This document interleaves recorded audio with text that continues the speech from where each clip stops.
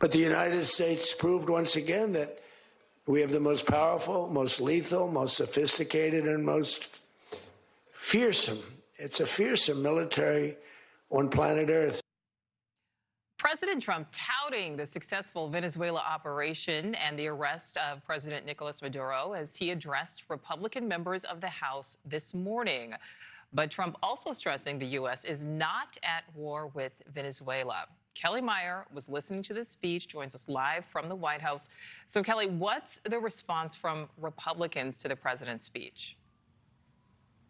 Yeah, so I was actually in the room. We were traveling with the president today there as he gave that speech to House Republicans. There were several of them in the room. Some didn't go. They chose not to. Others were inside and got to their feet and applauded many times throughout the president's speech, laughed throughout the over hour-long rallying cry, really, that the president tried to give them. It did touch on much of what he said back in 2024. He went back to some of his old policy headlines, from voter ID to men and women's sports. But he did talk a lot about overall affordability, though he didn't use that word specifically. But he did talk about lowering energy costs, talking about lowering drug prices. He said on that point alone, you should win this election. But a lot of the midterm strategy for the president seemed to focus around health care. He wants them to make that their issue, make that the Republican issue. He said, quote, "They're trying to hit us as well with fertilization." He said, "We own that issue. You can't let them do that," meaning the Democrats. But overall, he says what the Republican Party is doing is what's right for the country. Listen to this. You got to win the midterms, because if we don't win the midterms, it's just going to be, I mean, they'll find a reason to impeach me. I'll get impeached.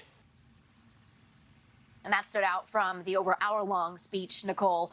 And we also know that there were some Republicans in the room I spoke with afterwards, one saying that the president laid it all out in his speech, and now we have to, quote, execute it. Nichole. So, Kelly, what all did the president say about this weekend's operation in Venezuela?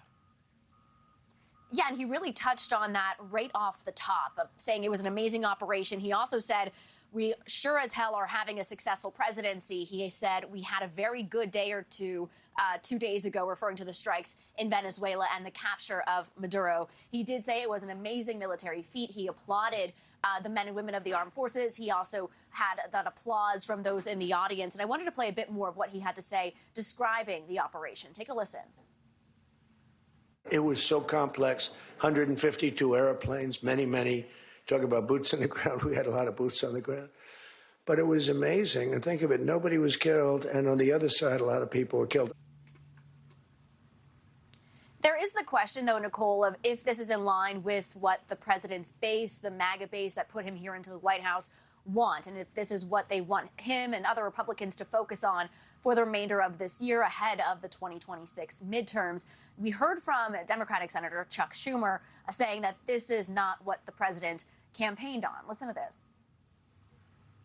First, how many troops are we going to commit to Venezuela? Are there any limits? No answer. Second, for how long will we be committed to running Venezuela?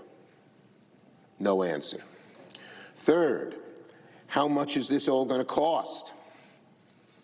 They said they had no cost estimate.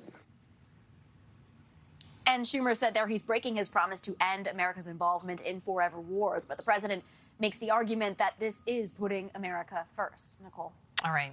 Kelly Meyer live for us there in D.C. Kelly, thank you. Thank you for watching. Subscribe below and download our NewsNation app right now on your phone, and you will get fact-based, unbiased news for all Americans.